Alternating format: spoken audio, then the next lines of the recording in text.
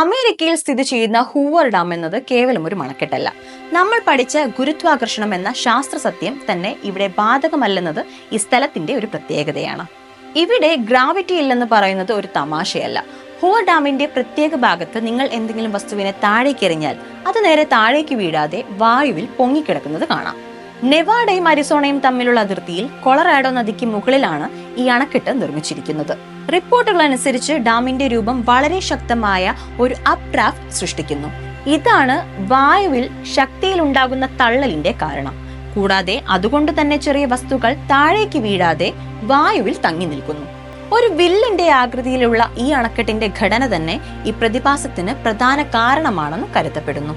ഈ ഘടനയുടെ മുകളിലായി ഒരു വസ്തുവിനെ എറിഞ്ഞാൽ അത് ഭിത്തിയോട് ചേർന്നു നിൽക്കുന്നു, താഴേക്ക് പോകില്ല.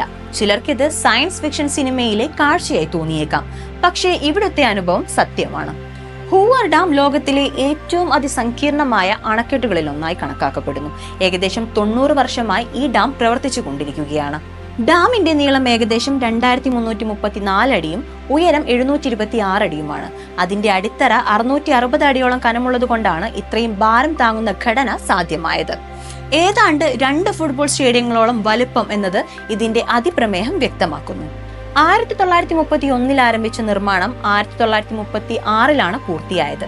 ആദ്യ നാമം ബൗൾഡർ ഡാം എന്നായിരുന്നെങ്കിലും അമേരിക്കയുടെ 31ാമത് പ്രസിഡന്റായ ഹെർബർട്ട് ഹൂവറിന് ആദരമായി പിന്നീട് ഹൂവർ ഡാം എന്ന് നാമകരണം ചെയ്യപ്പെട്ടു.